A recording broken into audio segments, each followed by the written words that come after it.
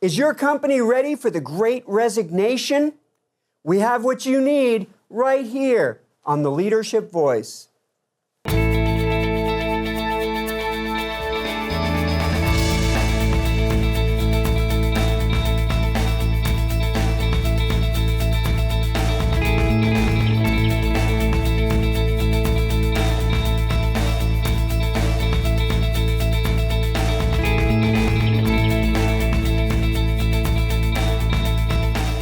Welcome to the Leadership Voice. I'm your host, Jay Barbuto. Today signifies our 100th episode of the Leadership Voice.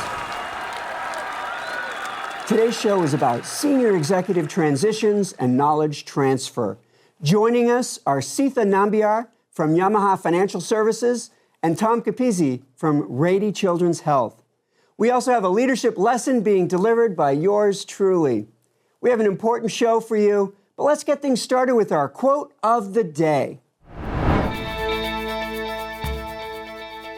Today's quote comes from Dave Bookbinder, author of the new ROI, Return on Individuals. People are an organization's most valuable asset and the key to its success. Our first guest today is Seetha Nambiar. Seetha is a global people and culture leader with nearly 2 decades of experience across diverse international markets and multinational organizations. In her current global role at Yamaha Financial Services, she drives talent strategy, leadership development, and global workforce transitions, helping organizations navigate growth while strengthening culture, capability, and long-term impact. Please welcome to the show, Seetha Nambiar. Thank you, Jay. It's wonderful to be here. Please, Seetha, please share your career journey that has led you to Yamaha Financial Services. Of course. I always say that HR found me and not the other way around. I did have a completely different vision of what I wanted to do, but post my MBA, when I landed in the field, I fell in love. And 21 years since, here I am. It's been a great journey so far.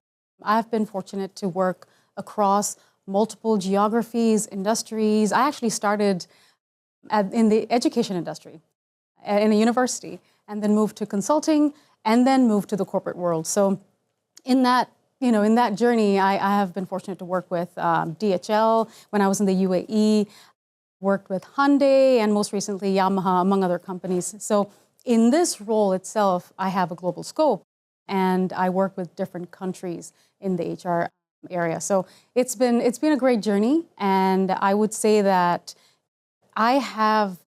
this has absolutely refined the way I look at leadership and business context. So one thing is for certain, strategies change, structures change, geographies change. People, they're universal. No, that's great. So let's talk about the Great Resignation. Yes, indeed, the Great Resignation. It is the Great Resignation, and it is predicted. I would like to reframe it a little bit more in the sense that it is almost like a resignation plus a retirement. It's not people leaving because they got a better job. It's almost like they're done. They're happy. They're looking forward to the new phase in their life. So it's almost like a demographic exit. And what's scary in this is that whether you can predict it, we can predict this is happening, but it's irreversible. Meaning people who are exiting, they're exiting because they are now excited with the next phase in their life. And they're not doing it because they're unhappy with their job. No, because they've done their time. They are now excited about the wine, the beaches. So they're looking forward to that.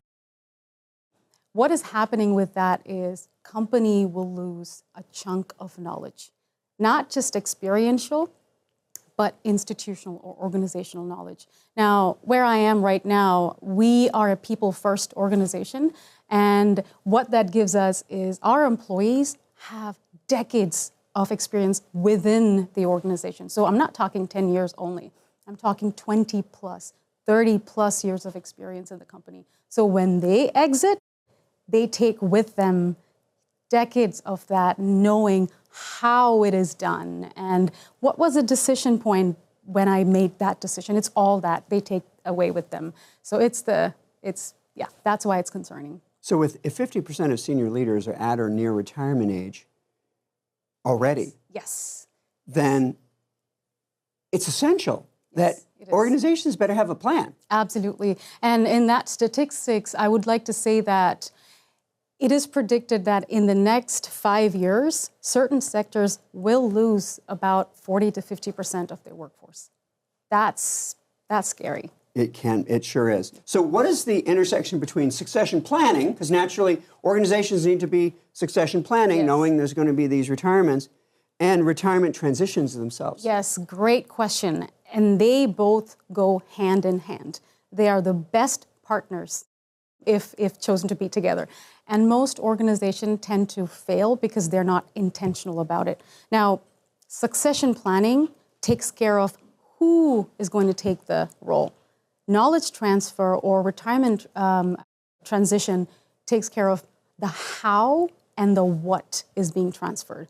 So they have to blend in together to make this magic happen where the company gets to retain the knowledge. They have to start now looking at critical roles and especially focus on that role where this particular individual has been there for 30 years. Only they know it, it's inside their head. That's where they have to the key roles, they have to identify that and start the succession planning and partner with the transition.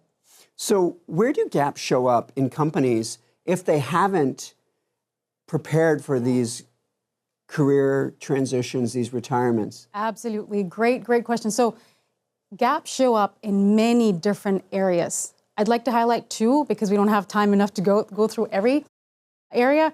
But the one thing that stands out to me is the relationship and the influence gap. Now, boomers, they've been there, they've done that. They know people. They know how to influence people. They know what they can say, do to get that thing done. They're going to take that away with them if we're not intentional about the transfer, the knowledge transfer. And the other area would be decision-making process, operational disruptions. Those would be the gaps that you would see if you don't intentionally transfer knowledge. So what is it that organizations need to do then to make sure that that knowledge doesn't just trickle right out the door? Awesome. Yes. I would like to focus on three things that we can do. There are many, but three things. Couple of things that is working, and we're currently doing that. So something that we could start today. And the other one is pretty long-term. So one of the things is start with an intentional knowledge transfer program. A voluntary program for retirees. They can opt for it. We can sweeten the pot a little bit, monetary benefits, all of that. So they apply, they enroll in the knowledge transfer. It's about 12 months to 18 months. Once they apply, once they enroll, we try to start looking for successors. Once we identify the successor, whether internal or external, we immediately start the transfer. It's mentoring. It is side-by-sides. It's shadow sessions. It is a day-to-day work process wherein the successor learns from the retiree or the person who's going to retire. That is one thing, and it works wonders. The second one companies can start doing is phased exits. So it's not like, oh, I'm retiring on Monday and I'm out of office on Friday. Not that. It's almost like, okay, let's think a little bit different about this. Let's think out of the box. Can we maybe extend that relationship by you being a senior advisor to us? Can you be a contractor for us for a buy? So what we're trying to do is ensuring continuity for the knowledge. And as this person is transitioning as a phased transition, the successor, whoever is identified, learns from that person. So that is the second one. Third, I would say it's a longer term process, is intentional internal mobility. So you identify folks, high potentials, who move around the organization, learn the trade, understand, learn, mentor, going through mentoring process through these boomers, these senior leaders. They learn what you're trying to build is a very strong talent pipeline, and you're building the future leadership capability. So, and by having a little bit more rotation in that, they Yes. become more ready Yes. to be Yes. senior executives. Correct. And they get organization knowledge, not just experiential knowledge. So, All right. yeah. Well, I'd like to thank you for being on the show and joining us to talk about some of these, the importance of this issue, but also some of the anecdotes that companies need to focus on. So thank you for joining us. Thank you. Happy to be here. You'll stick around for our leadership panel, which will be coming up here in just a few minutes. Absolutely. Sounds like a plan. It's now time for a featured segment of the Leadership Voice. It's today's Did You Know? Today's Did You Know comes from Denominator.com. Among S&P 500 companies, there is a 55-year gap between the youngest and oldest individuals in top leadership positions. Yet, leaders under the age of 45 hold less than 1% of these senior leadership roles. In fact, more than half of executives and board members are aged 65 or older. So when the great resignation of the baby boomers completes in the next few years, 50% of all senior leaders will be leaving.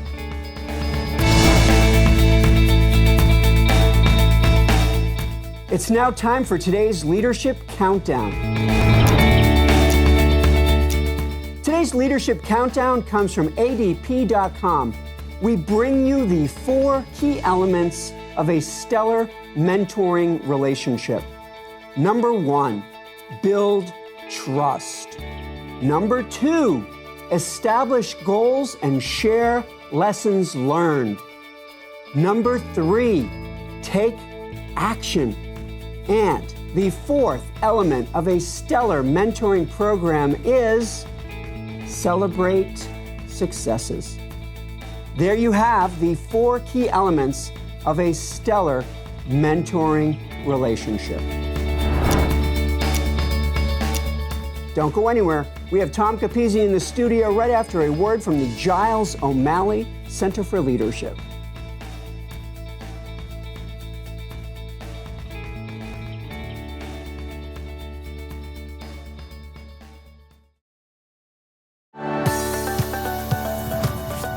The Bringing Learning to Work program is our way of connecting the faculty of Cal State Fullerton with the business community of Orange County and Southern California. We have over 72 training programs that are available via distance or face-to-face.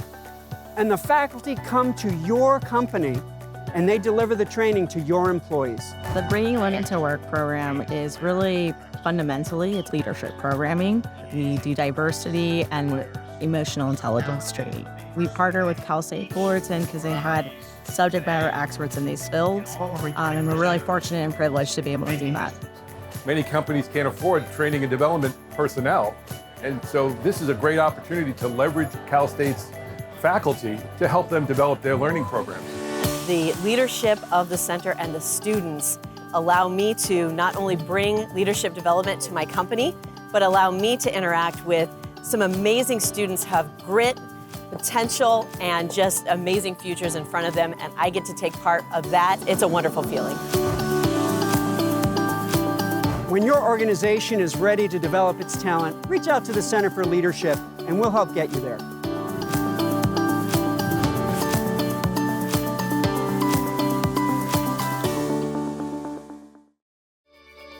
Welcome back to the Leadership Voice. Our next guest is Tom Capizzi. Tom serves as Senior Advisor to the co-CEOs of Rady Children's Health System. In his previous role as the Chief Human Resources at CHOC, he supported leadership with transformational changes at the executive level. He brings over 45 years of HR experience in a variety of industries and knowledge in all areas of executive and leadership development. Please welcome to the show, Tom Capizzi. It's a pleasure to be here, Jay. Thanks for having me. Tom, thanks for being on the show to share your wisdom around this important topic. Could you start by sharing your journey that led you to Rady's? I'd be pleased to do that. 45 plus years of HR experience. I've seen multiple decades of human resources change. Started in the early 80s, worked for some small companies in New York City, started developing my HR skills, got tapped by PepsiCo to really kind of help them build their future fast food kind of area, and at the time took over as head of HR for Taco Bell on the East Coast. Worked that for a number of years, then moved to corporate on the West Coast for PepsiCo, and then for Taco Bell as well. And then ultimately that's where I stayed and built the career from there, and worked for companies a lot like in different industries, biotech, high tech, worked for Magellan GPS, worked for companies like Genentech, Charles Schwab, different industries, but the beauty of HR is transferable. It kind of led me to continue to build my career over the last, I would say, again, 30 plus 5 years, doing a lot of international work as well. So I spent a lot of time covering a lot of HR worldwide. As Seetha said, people are kind of universal. Human resources issues are pretty universal as well, so they're pretty transferable. The industries are different. So it allowed me to kind of build my portfolio, my resume, to lead me up to kind of healthcare. I kind of started back in the New York days in a hospital, and I'm ending my career now and kind of retiring my career in a hospital setting as well with Rady's Children, which was formerly Rady's and CHOC, merging as of about a year and a half ago to this new enterprise, Rady's Children, which today is the 5th largest children's system in the country. You know, a lot of times people think of HR as, you know, helping to hire people, helping to legislate policies within the organization, and helping people to sort of develop and become better. And during your career, I'm sure you've seen a lot of people retire. Absolutely. But not like we're about to see. No. Talk about this great resignation. What's about to happen? For an HR professional, it's kind of a scary time right now for all of us. We are going to see a large population of our senior executives, as you said, I think earlier before, or close to 50%, leave and retire. And as Seetha said, they're not retiring to resign. I know the Great Resignation is the terminology that's being used, but they're moving on to the new chapter, the next chapter in life. And we as professionals have to plan for that. And we're all kind of running a bit nervous right now, especially I can tell you, we'll talk more about healthcare, even more so than even other industries, because we never prepared for it. We've never really been prepared for this type of massive change that's going to occur, I would say, really in the next 3 to 5 years. So what's the risk of not doing this? If a company just says, oh, we'll worry about it when it happens, we'll worry about that retirement when they retire, what's the risk to an organization? It's way too late. The risk of knowledge, lack of not just competency, it's that informal knowledge that Seetha talked a little bit about in terms of that sense, that intuitive knowledge that executives build over the years. I mean, 45 years of HR, I have a lot of intuitive knowledge that I have today that's not textbook HR, and it makes me a stronger HR leader. We want to have that. We want to be able to develop that in our executives, and you can't do that after hiring somebody, or I know you talk a bit about succession planning. You've got to be building this into your succession planning process well in advance.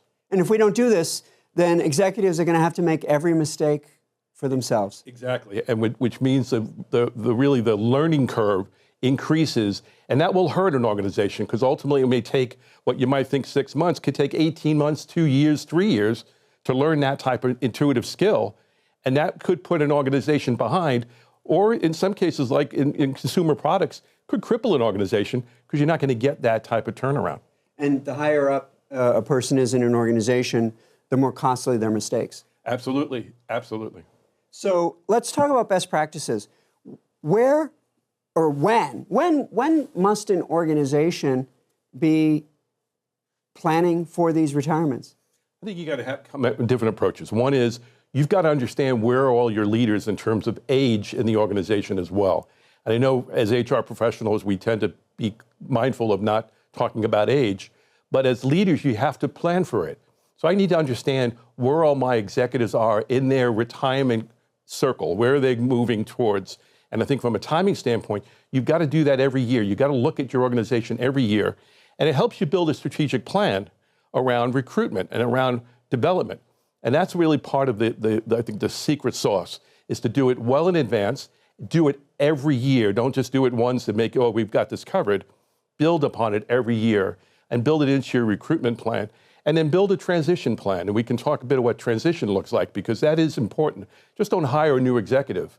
You got to hire a new executive with a transition plan in mind, with the old executive being a part of that process. So the days of just going out and finding a new CEO or going out and finding a new chief operating officer, it's just not going to be possible in the volume that we're going to be facing, is it? It's not good enough anymore. And a lot of the internal development that's going on in companies, which is great, and external recruitment is a combination of both that you're going to need. It's just not going to happen, and you can't do it overnight. You've got to be mindful. You got to be intentional about doing this, and you got to build a plan that's at least 3 to 5 years in advance. And a lot of times we don't do that, and even in HR, we're more reactive. We've got to be thinking as HR leaders and HR professionals to be more intentional, more strategic in our thinking around how do we transition these key executives over the next 5 years. And so if somebody's watching this show right now and they hear this conversation and they think, oh, I'm not doing enough about this, they're behind already, aren't they? Exactly. They're years behind. And so they really have got to take a step back, plan for it, build it into your strategic plan, start developing roles within your organization that'll allow you to do that. Seetha talked a little bit about some, developing folks in advance and maybe giving them experience around their organizations.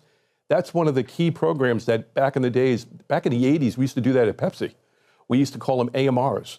We would hire an advanced management recruit. We would hire somebody to take on the next general manager role or the next VP of marketing role. And over an 18 months, 2 years, 3-year period, develop them within the realm of the work they're doing behind the scenes, and then ultimately they'd be ready in that time period. And that knowledge transfer occurs then. In your years, you've seen executive transitions. Through the years, you've seen people get promoted and move on and different opportunities. What happens when a senior executive isn't ready for their position? They struggle. They struggle. The organization struggles. If what happens is it has a direct effect on the profitability, a direct effect on the ability of that organization to grow and to develop. It has a direct effect on the people around that new senior executive, because that team is looking for that new executive to step up. If they're not ready for that, then that's going to be a problem. It's going to take not only the organization down, it's going to take the individuals around them down as well. And that's a major impact. In a way, we're scaring people. But there is good news here. There is. The good news is that there are people in place with years and years of experience and wisdom and knowledge. We just have to tap into it. Absolutely. And they should. They're not alone in this journey. We're in this together. And even my own role as senior advisor, I was put in that role because the organization realized that there was a lot of HR knowledge that I had over the years that needed to be transferred, either to the new CEO or the former CFOs and CHROs. And so they allowed me to take on that role. It's sort of a pre-retirement role for me. But I think organizations have to think that way. They have to think about what do they need to put in place to really allow their organizations to be prepared for this transition. If we're going to have this transition, if 50% of senior leaders are going to be transitioning, which means folks are going to get, we say, early promotions, or they're going to be given opportunities perhaps sooner than they're completely ready for. What's that going to create at mid-levels? Oh, it's a great opportunity. It's a great question, too. It's going to create a great growth opportunity for the mid-level group. But we have got to be thinking from a strategic workforce planning. We've got to be thinking about that middle group now to ultimately be ready to take on the next stage. So it's not just executive development. It's people development. It's talent development across the whole enterprise. And we're talking about the executive life because we know that's an outstanding issue that we're dealing with. But if we're not building internally our middle group and our upper really high potentials, we're not prepared internally. That means you got to go external. You got to go outside the organization and recruit. Free and agents. that costs free agents, exactly. So I lose good talent because they're not being promoted, and I'm trying to pull in good talent, and that's expensive for an organization to do that, and it takes time for them to learn the culture. And that's the other part. It's a cultural transfer as well that we want to provide them. And that's difficult when you hire people from the outside. So what would you say to a senior executive You know, if you started to talk to them about this conversation and they said, oh, I got this. No, they don't. They really don't. And I say that really honestly and passionately, we don't have it. We need to be thinking more intentionally. We need to be really out there. If they really think they got it covered, they don't. Because think about the environment changes. I can tell you what's changed over the last 4 decades of human resources, the environment. And so we're dealing with a new environment these days. And so I think executives have to step back, look at the environment they're working in, their organizational environment, and then realize, okay, how do I plan for that? So even with great mentoring programs, even with strong succession planning, even with great executive development strategies, it's still probably almost impossible to meet the demand that we're going to be facing, isn't it? I believe so. We're talking, you mentioned 50%, maybe even a little bit more than that. I do think, I think so. And I think ultimately, we're not going to be able to meet the demand, not internally. That means we're going to have to think about external and internal, both, to be able to meet the demands. And we have to start now. If we know it's coming, if you start now, you'll be better prepared for it. And I think your organizations will be a lot stronger to deal with that issue down the road. And when you start going external, now you've got all the other companies that are losing 50% of their senior leaders also going external, and you end up with this war on talent. We're going after the same talent worldwide, exactly. And so it's back to the original talent acquisition, talent development, succession planning, all the components you've talked about over the years. We're back again. It's a vicious circle, but it's a circle that we can control and manage if we prepare for that. But if companies do it right, their development plans can also create more loyalty from their employees. Absolutely. It's a huge retention opportunity for us as an organization, and a huge opportunity to say to an employee, you have a career, you have a long-term opportunity, and here we're going to work with you. Together, we're going to build that. And that's why I think this work around executive development, and not just, again, middle management to become new executives, and executives to kind of develop even stronger, and ultimately get transition to the next chapter of their lives, is so critical and so important. I want to thank you, Tom, for being on the show with us today. You'll stick around for our leadership panel here in a few minutes. Be my pleasure. It's now time for our leadership example. Today's example comes from Together Mentoring Software Blog. We bring you 8 successful business mentoring programs.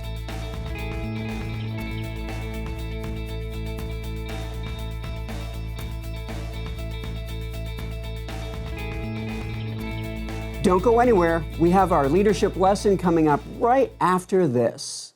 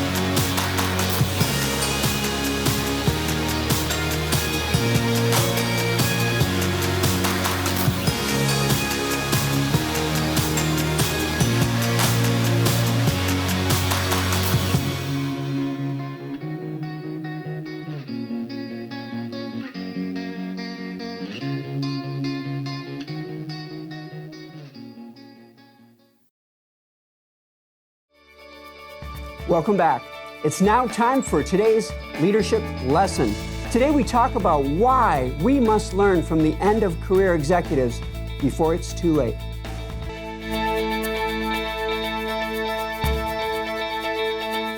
I'm Jay Barbuto, and here is today's leadership lesson.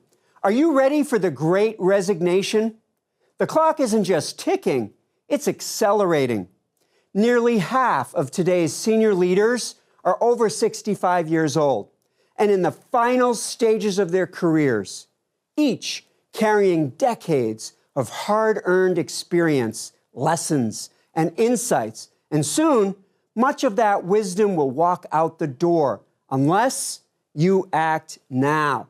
This isn't a distant challenge. It's a defining moment. The real value of your organization is not what you produce, it's your people, the leaders who build trust, drive results, and elevate everyone around them will drive the future of organizations. So ask yourself this: if half your leadership team disappeared tomorrow, would you be ready? Because if the answer is no, the consequences won't be subtle. They'll be immediate and disruptive. You'll see decisions slow down or stall completely. You'll lose consistency in strategy and execution. High performers without strong leadership will disengage or leave. Institutional knowledge will vanish, forcing teams to relearn hard lessons the expensive way. And competitors who are prepared will move faster, adapt quicker, and take the ground you once held. Organizations that ignore this moment don't just struggle, they fall behind. And in many cases, they won't recover. This is your call to step up, not later, but today. Here's where to focus. 1, identify your future leaders now.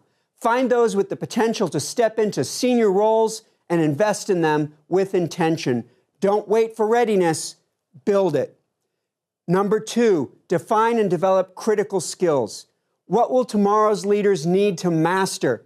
Get clear, then actively transfer knowledge from your most experienced leaders while you still can. Number 3, close the gaps with purpose. Assess where your future leaders stand today and create targeted, personalized development plans to get them where they need to be. Growth doesn't happen by accident. It happens by design.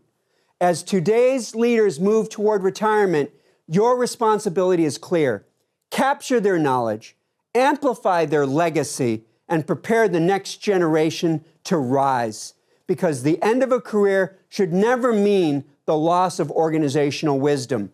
The organizations that win in the next decade won't be the ones with the best products. They'll be the ones who best prepared their people. Your future is being decided right now. The only question is, are you leading the transition or are you reacting to it? I'm Jay Barbuto, and this has been your Leadership Lesson.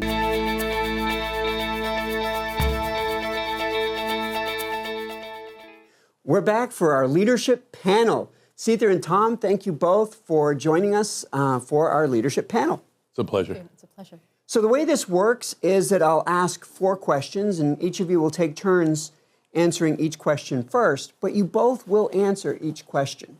So the first question is for Seetha, and it's do's and don'ts. So if you could share 1 do and 1 don't for building a knowledge transfer strategy. I would start with the do's. I would say start embedding knowledge transfer in your day-to-day work. Mentorship, side by side, whatever you can, connect the successor and the retiree, and get that going today as a day-to-day work. Don't.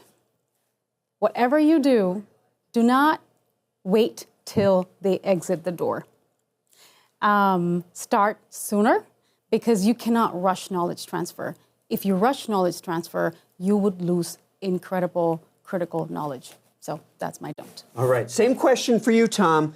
Do and don't for knowledge transfer strategies. For knowledge transfer strategies, a do would be start early, plan early, build it into your strategic plan, build it into your talent strategic workforce planning that you're thinking about as organization all the time. Give yourself enough time and make it interesting in terms of for the executives that you're going to be tapping into that transition. A do would be to really get them engaged, get them involved early on. Just don't hand it off as an HR program. Build it as part of it's really an organizational program. And that's when it's going to stick. That's when it becomes part of the culture. A don't wait. Do not wait. And as Seetha says, don't wait until they're leaving. Do not, and also don't assume you have it, because the environment is changing. So you want to be flexible. You want to be able to really modify your plan. You might have a plan today. You may have to modify it next year. All right, so our next question is going to be about the future of senior leadership transitions. And Tom, you're going to go first. So what can companies do now, or must do now, to prepare and leverage organizational knowledge?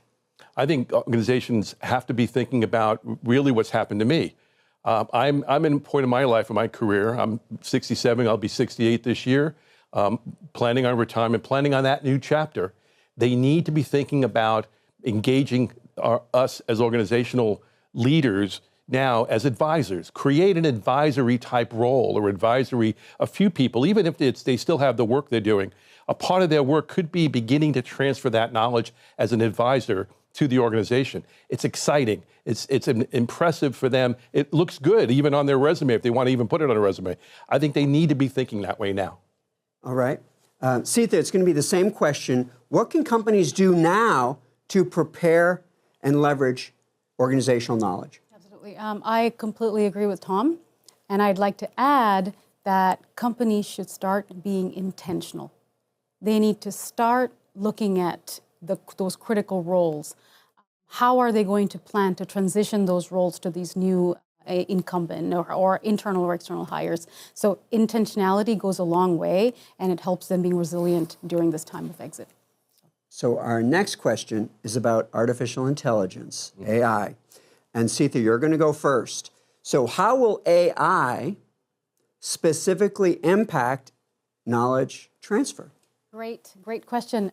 So I am a fan of AI, and I would say that it does impact in quite an incredible way, because AI will support us to keep the knowledge within the system, a continuity of sorts. I will say this with the caveat, though, AI should be an enabler, not a replacement, because it will never be able to replace human judgment. So it is never a replacement for the human interaction or anything. But what you could do, companies could start think, is leveraging AI by recording one-on-ones, recording decision processes, recording meetings. What AI will do is try to understand the logic behind why a decision was made. And then years later, a new person could come in, put in a query and say, how did we handle this irate customer? And it could generate this logic. So that's something that we can. But again, with that caveat that please don't only resort to AI, but look at the human interaction as well. But AI is a very good enabler. So thank you. Tom, it's going to be the same question for you. How will AI specifically impact knowledge transfer? I think we have learned in human resources that more and more organizations are using AI as that tool, as that enabler, as Seetha said. But I also think we've got to be creative with the use of AI. And I think we have an opportunity to leverage an internal database, an internal AI system for organizations that captures that information that Seetha's talking about in terms of that competency. But then you augment that AI with the other information that's more intentional, more organizationally, more intuitive as an executive. And the combination of the both, I think, will give you a very strong transition plan over time. Now, AI and the technology that's there and the possibilities, there's actually a lot that's possible that wasn't possible before AI Very much. For capturing some of this knowledge and wisdom. What should companies be doing to make sure that they're not missing the boat here? For me, it's going after AI now, but looking at it very strongly, intentionally as part of your strategic thinking and building the opportunity. As you say, AI is capable. 10 years ago, 15 years ago, we didn't have it. It was all, we did it ourselves internally. We built binders full of information. The binder is now an AI system that you can tap in immediately within seconds of getting an answer. We as an organization have to be thinking about AI being a partner in this plan, a partner as well as a tool that we use. And as long as we're managing it, which we do, we manage it ourselves, I think it's going to be a great tool for us. 100% agree with Tom. Being that early adapter of an internal AI system, it protects the data, it's not you're going out. So getting to that space now so that you're ready when it is most important. So, and you can capture the wisdom of people that then become searchable. Exactly. So it's now time for our final word. This is where each of you will have one final chance to share another piece of advice or a pearl of wisdom with our audience. And Tom, you will go first. I appreciate that.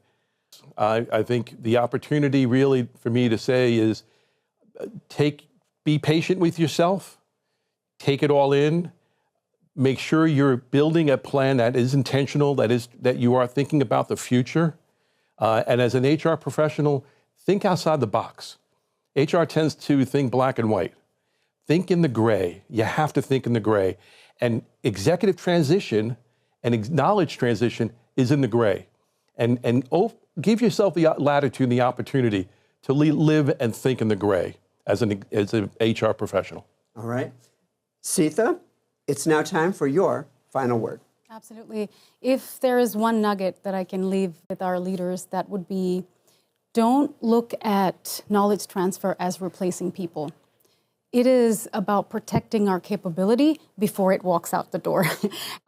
So look at knowledge as a strategic asset. It changes your mindset completely, how you manage it. And lastly, Tom touched on this before, this is not just an HR initiative. It should be a leadership responsibility. So I'll leave it with that. So if we treat knowledge as a commodity, if we treat knowledge as part of a company's assets, companies need to really protect that asset and not let it just walk out the door. Walk out the door. Yes. And there you have our final word. Thank you both for joining us on today's show and joining us for this panel as well. It's been our pleasure. It's been a pleasure. If you have a question or need advice, connect with us by email, leadership@fullerton.edu, or on Instagram @CSUFCFL. Please visit us on our YouTube page and please like and subscribe to get the latest episode releases and special features. Thank you for tuning in to our 100th episode of The Leadership Voice, where we talked about senior leadership, career transitions, and knowledge transfer. Thanks to our featured guests, Seetha Nambiar and Tom Capizzi, for sharing your expertise on this important topic. Join us each episode of The Leadership Voice, where we provide insights for leaders that they need to thrive in today's business world. I'm Jay Barbuto, here at the Giles O'Malley Center for Leadership at Cal State Fullerton, and we'll see you next time right here on The Leadership Voice.